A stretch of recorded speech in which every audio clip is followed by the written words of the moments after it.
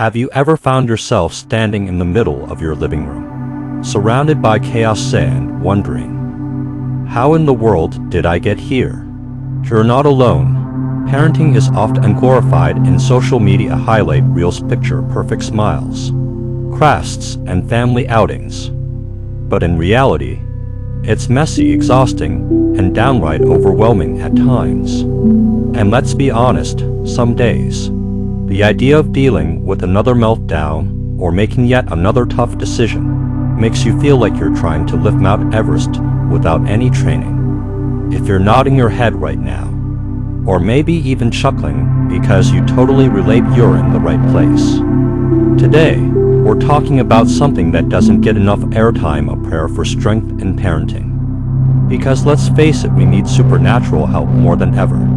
Let me start with a truth we often forget: parenting isn't just about feeding, clothing, or making sure homework gets done. It's about guiding a tiny human through life's biggest questions. Why do I exist? What happens when I mess up? Am I loved? That's heavy stuff. And here's where prayer comes in, not just as a ritual, but as a lifeline. Imagine this: you're at your wit's end. The toddler just threw a tantrum over broccoli again. Your teenager is slamming doors, and you can barely remember the last time you had a moment of peace. At that exact moment, you pause, close your eyes, and just say, "Lord, give me strength. Help me love them the way you love me." Because honestly, sometimes our human strength is just not enough. Now, I want to share a prayer that I personally say when I feel like I'm about to lose it. It goes something like this: Heavenly Father, bless me with the strength and wisdom to be a nurturing and loving parent. Grant me patience when my children test my limits. Give me understanding when their words don't make sense. Help me guide them not out of fear, but out of love. It doesn't have to be complicated. In fact, the most powerful prayers are often the simplest. Let me give you a little story. A friend of mine was once struggling with her preteen son. He was going through that "I know everything" phase, you know the one.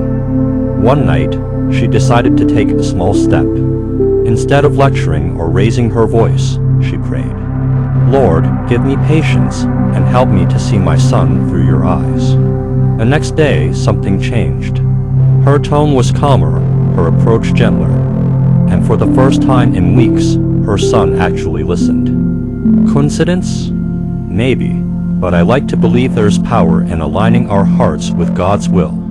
And here's another thing I learned: patience doesn't come instantly, it grows, just like a tree.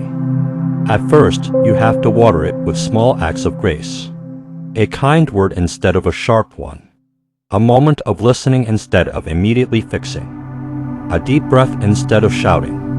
That's where God's strength becomes visible, in those little choices we make every day.